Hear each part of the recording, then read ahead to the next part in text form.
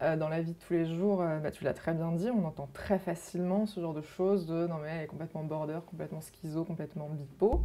Ils m'ont à peu près tous soutenue dans le sens où on a besoin d'avoir des gens qui témoignent à visage découvert. Mais moi, pendant toute une première partie de ma vie, mais vraiment, la psychiatrie n'était même pas une option, quoi.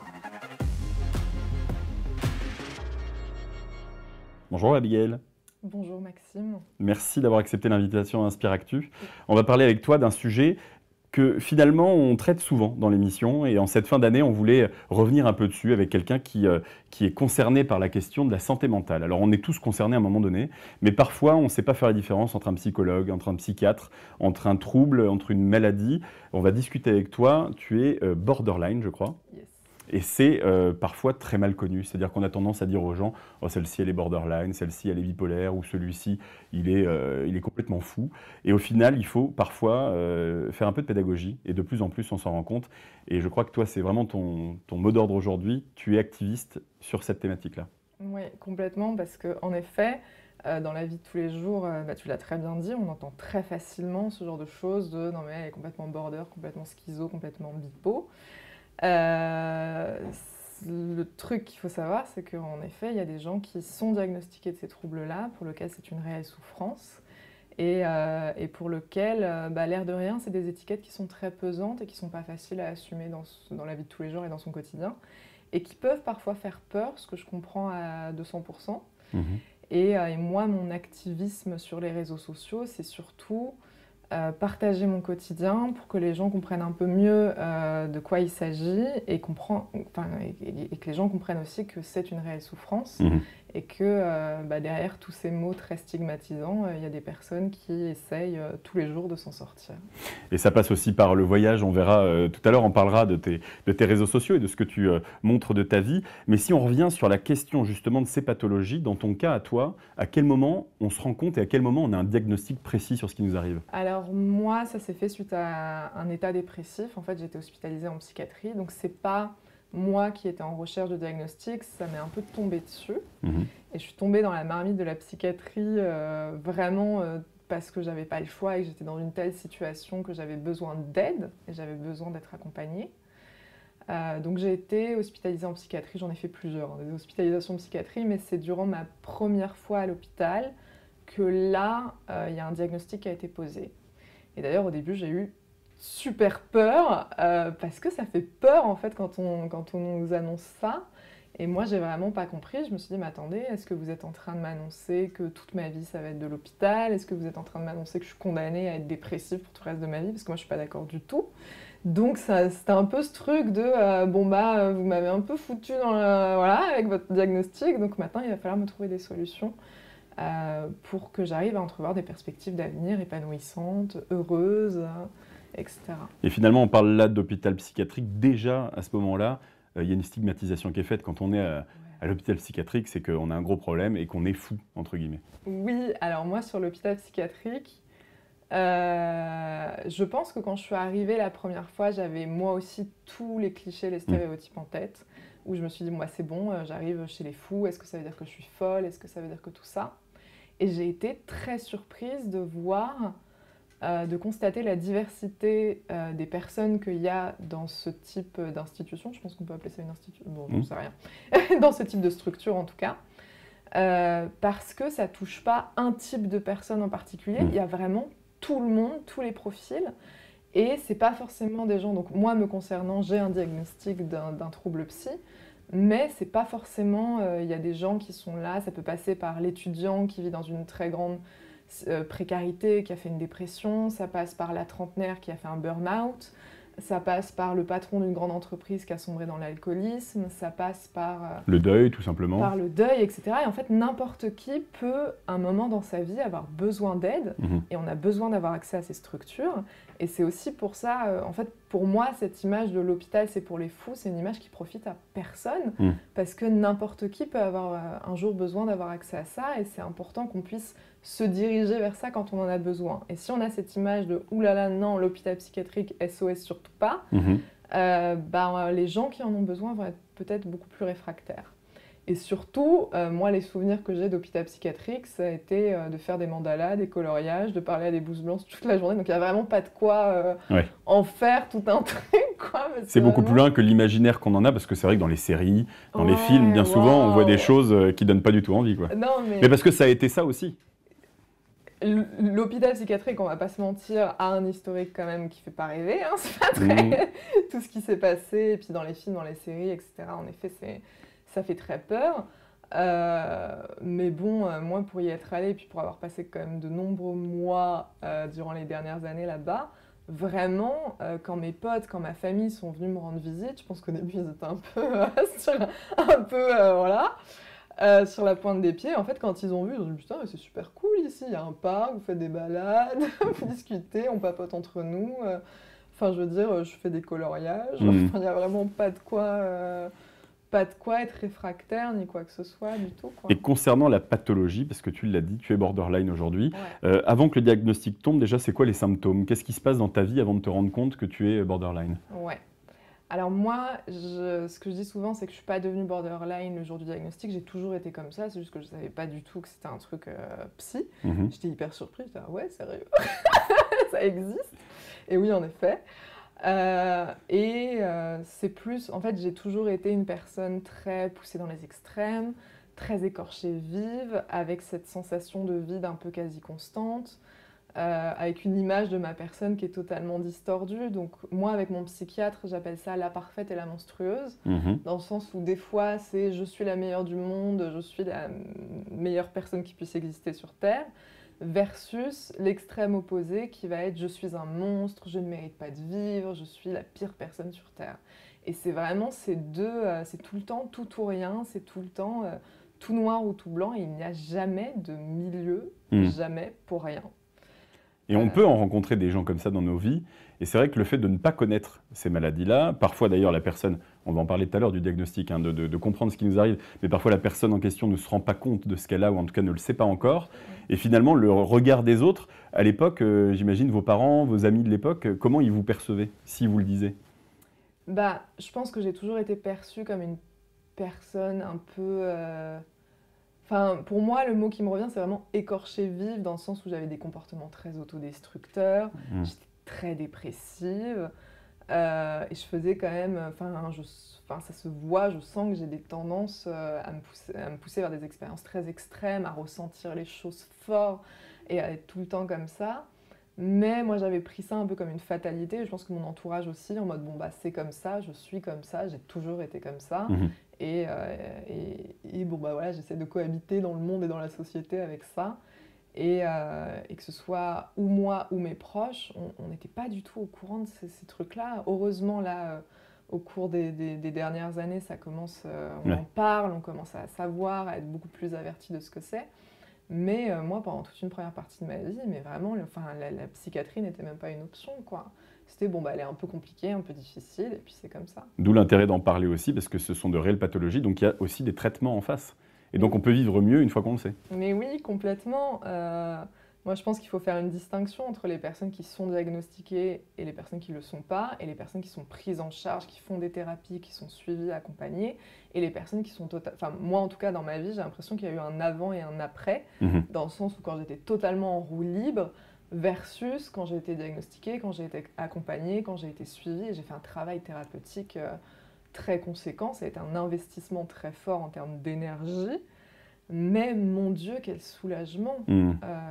Et c'est pour ça aussi que j'encourage et que je témoigne aujourd'hui pour dire la souffrance n'est pas comment dire, une fin en soi, et on peut ne pas souffrir et on peut vivre sa vie très bien en étant très épanoui, et il y a des solutions.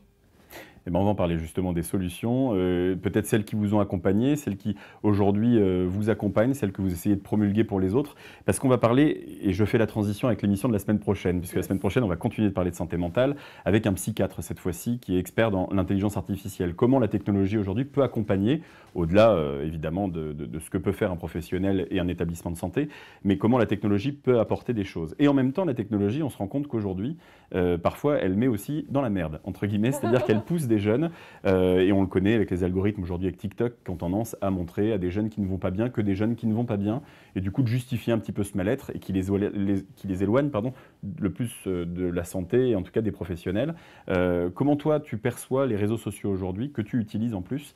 Quel est le regard que tu portes? Alors moi j'ai un rapport aux réseaux sociaux qui est un peu paradoxal dans le sens où d'un côté je trouve qu'il y a quelque chose où moi ça m'a permis de récupérer du pouvoir d'agir sur ce que j'ai vécu. Donc de retrouver une voix, de beaucoup plus s'affirmer. Et il y a aussi cet esprit communautaire qui est, je trouve, quelque chose de vraiment positif, de communiquer des messages d'espoir, d'avoir accès à des solutions, parce qu'il y a énormément de gens qui sont en recherche de solutions, et moi ça je le constate tous les jours. Par contre, en effet, ça a une certaine limite, tout dépend de comment on les utilise. Et par rapport à l'image qu'on peut avoir de soi-même, moi je sais que j'ai ce truc où mon image dépend beaucoup du regard des autres. Et là-dessus, sur les réseaux sociaux, c'est vraiment difficile dans le sens où pour moi la validation d'autrui est très importante. Donc je sais que je vais aussi aller chercher cette validation, ce truc. Et puis sur les réseaux sociaux, c'est des cœurs et des j'aime. Et donc moi, je sais que je suis un petit peu dépendante affective et je veux être aimée, j'ai ce besoin de validation, d'être aimée, etc. Donc il y a ce truc où on va puiser ça. En même temps, ça peut être le total opposé quand on se prend par moment de la haine. Donc il faut des modérateurs. Des toujours sur les lignes finalement, et pour une borderline, est-ce que c'est pas dangereux? Moi, je me suis beaucoup posé la question à mes débuts quand j'ai témoigné. J'en ai parlé à mon psychiatre. Et en fait, mon psychiatre et même les psychologues que j'ai eus, parce que j'étais hospitalisée à ce moment-là, ils m'ont à peu près tous soutenue dans le sens où on a besoin d'avoir des gens qui témoignent à visage découvert, ça c'est important, d'avoir des gens qui assument ouvertement et qui ne soient pas un peu cachés. Ça fait du bien, vraiment, ça fait du bien. Quelqu'un qui dit ouvertement « je suis bipolaire, je suis borderline » et de mettre un visage là-dessus. Par contre, il y a eu des moments sur les réseaux sociaux qui ont été très compliqués. Et heureusement que j'ai été accompagnée et que j'ai mon psychiatre qui est derrière. Et je suis très bien entourée. Et je sais que si j'avais pas eu l'entourage que j'ai aujourd'hui, je me permettrais pas d'être autant vulnérable sur les réseaux sociaux. Parce que ça demande quand même, c'est quand même très découvrant. Ça demande de se livrer à cœur ouvert de façon très authentique. Et quand c'est mal reçu, ça peut avoir des conséquences sur ma santé mentale. Et j'ai mon psychiatre qui est derrière. Et moi, je vois mon accompagnement thérapeutique un peu comme ça, dans le sens où je fais un peu toutes mes conneries. J'ai un filet de sécurité derrière. Et c'est surtout ça qui a changé dans ma vie, dans le sens où je ne suis plus toute seule. Et je suis accompagnée là-dedans. Et c'est ça qui me permet de prendre la parole aujourd'hui. Et par rapport à ce qu'on voit sur, je disais notamment TikTok, parce qu'on sait que c'est un réseau social assez dangereux dans l'utilisation qu'on peut en faire, notamment à cause de l'algorithme. Et des jeunes femmes aujourd'hui peuvent tomber dans cette spirale infernale où elles rencontrent que des jeunes femmes de leur âge qui connaissent à peu près les mêmes problèmes, mais qui ne montrent pas, elles, de solutions, au contraire, qui s'enfoncent et qui parlent énormément de suicides et qui parlent énormément de choses assez désagréables et en tout cas pas du tout positives. Comment tu penses qu'on pourrait faire évoluer ces choses-là? Déjà, moi, il y a des apprentissages que j'ai faits, par exemple en thérapie de groupe. Il y a des sujets qu'on n'aborde pas parce que ça a été prouvé que c'est communicatif.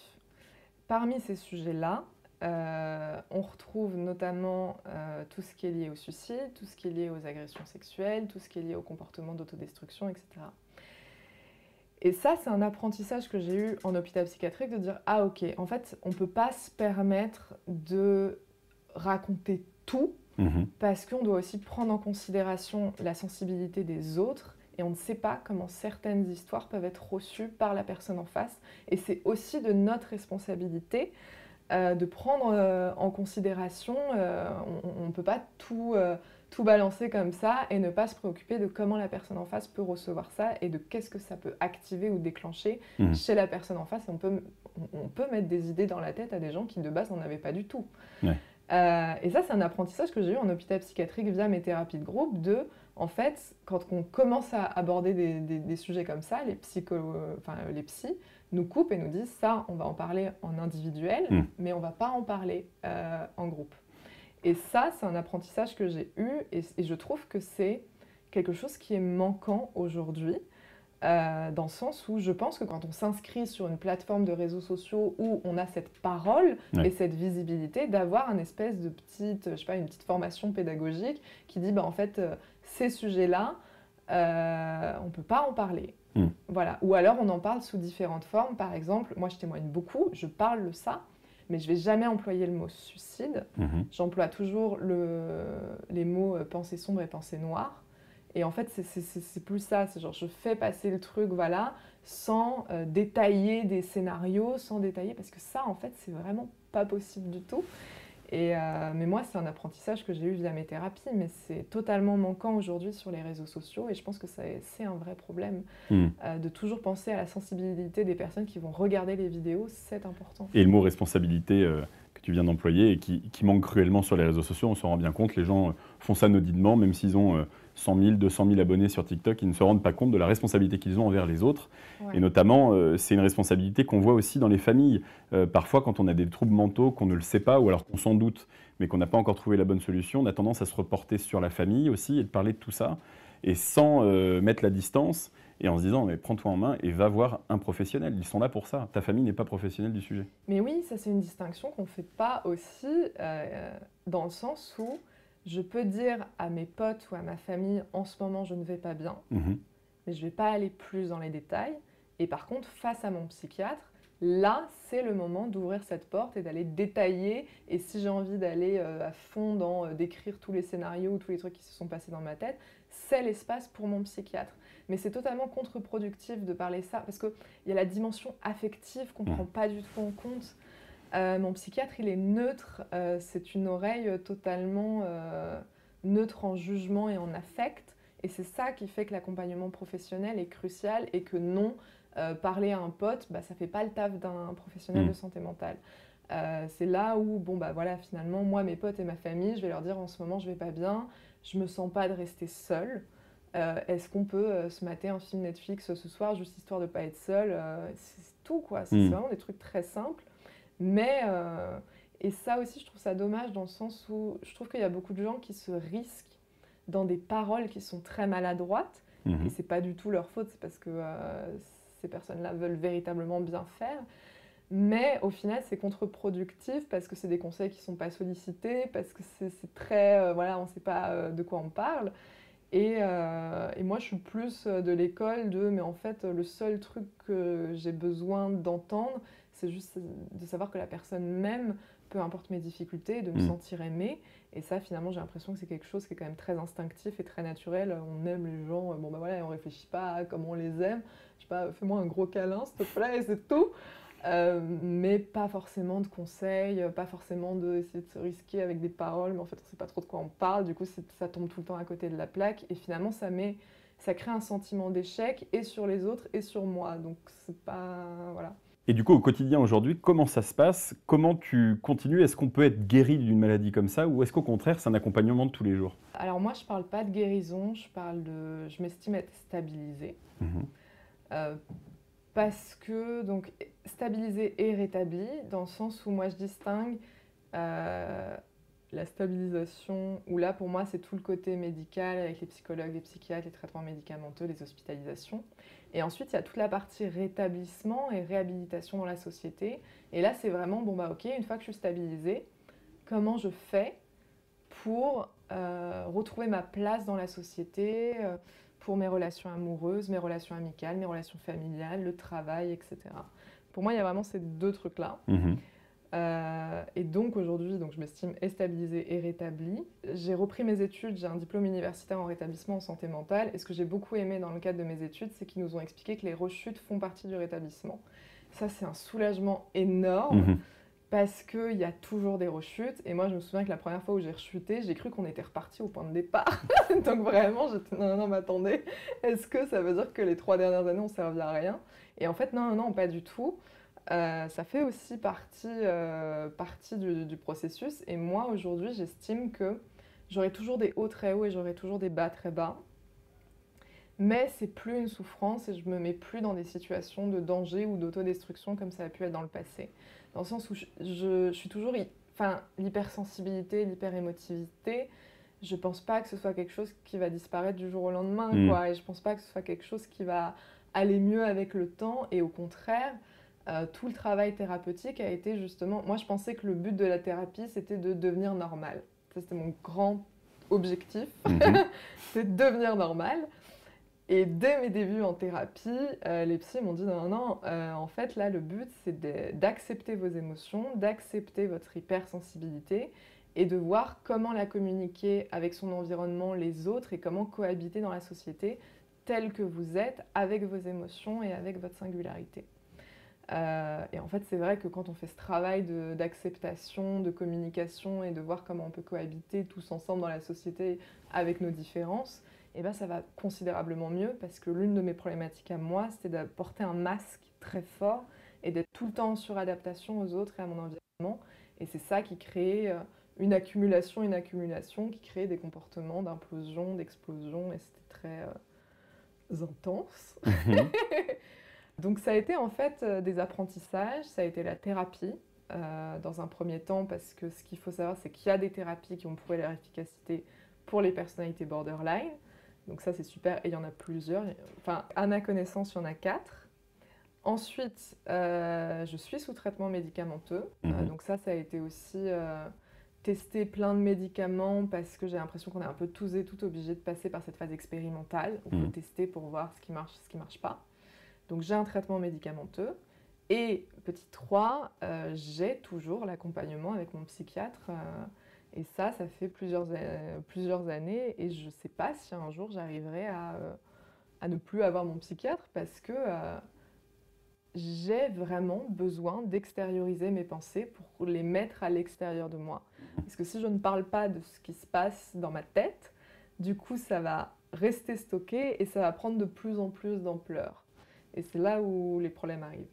Alors que juste en parler, en fait, au final, je dépose ça chez mon psy, et puis ensuite, c'est bon, quoi, c'est fini. J'en ai parlé, je suis contente, j'ai fait mon petit caca nerveux, et puis maintenant, je retourne à ma vie, et puis tout se passe très bien. Donc c'est l'ensemble, pour moi, il n'y a pas une solution en particulier, c'est l'ensemble de ces 3 choses, plus aussi mes connaissances, mes potes, la maladie mentale, ça fait un tri quand même assez conséquent dans son entourage. Parce que ça fait peur?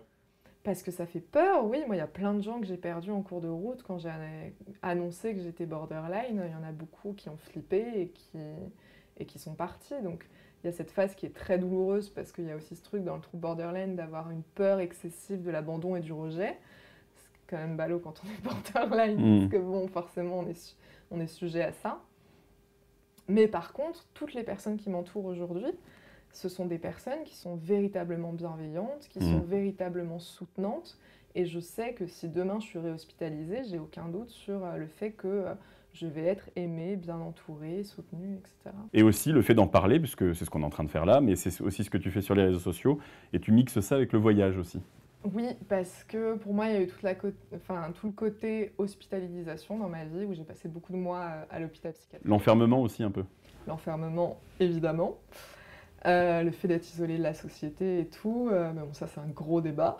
Ouais. Et en fait, donc ça c'est le côté stabilisation, et pour moi le côté rétablissement, il est passé par le voyage. Dans le sens où, l'air de rien, le fait d'être isolé de la société, moi c'est quelque chose que j'ai très mal vécu. Et quand je suis sortie d'hôpital, j'avais vraiment besoin de recréer du lien, déjà entre les êtres humains, avec les gens, mais aussi avec la société, le monde, la terre, tout ça. Et c'est via le voyage aussi où j'arrive à me redéfinir moi, en dehors de tout cet aspect maladie, hôpital, médoc. Parce que je me souviens que d'un côté, être diagnostiqué, c'était chouette. Le problème, c'est que quand on m'a diagnostiqué, c'est quand même un trouble de la personnalité. J'ai l'impression que toute ma vie est tournée autour de ça. Et j'avais cette problématique de, en fait, je ne sais plus qu'est-ce qui est de l'ordre du trouble et qu'est-ce qui est de l'ordre de ma personne. En fait, je ne sais plus qui je suis en dehors de la borderline, la malade, la patiente. Et le fait de voyager, c'est aussi un peu ce truc assez radical où je vais me couper de tout ce qui me rattache à ça pour aller explorer vraiment qui je suis en dehors de tout ça. Qu'est-ce qui se passe, quelles sont les interactions que j'ai quand les gens n'ont absolument aucune idée de tout mon passé, de mon diagnostic, etc. Et ça, je trouve que c'est très important parce que c'est un piège dans lequel je suis tombée, j'ai l'impression qu'on est nombreuses à tomber dedans, de s'identifier qu'au travers de son trouble. Mmh. Ça, c'est un vrai piège dans lequel enfin voilà, et je pense que les réseaux sociaux n'aident pas non plus. Ouais. Donc voilà, le fait de temps en temps de couper, de prendre son sac à dos, de partir, moi c'est comme ça que je reprends du pouvoir d'agir, quoi. Et puis il y a un podcast aussi. Oui, j'ai un podcast qui s'appelle Itinéraire bis, où là je vais interviewer soit des personnes qui m'inspirent, soit c'est des thématiques que je connais pas et pour lesquelles je vais aller interviewer des professionnels qui s'y connaissent pour pouvoir creuser certaines thématiques. Mais globalement, ça parle des chemins de vie et de leurs déviations. C'est pour ça que ça s'appelle Itinéraire bis, parce que finalement, on pensait qu'on était sur un truc et on réalise que pas du tout. Et comment on s'adapte à ça après ces déviations. Très bien, merci beaucoup d'avoir accepté l'invitation. Merci à toi. Avant de se quitter, peut-être d'un mot, un conseil que tu pourrais donner à quelqu'un qui ne se sent pas très bien aujourd'hui et qui hésite à aller voir un professionnel.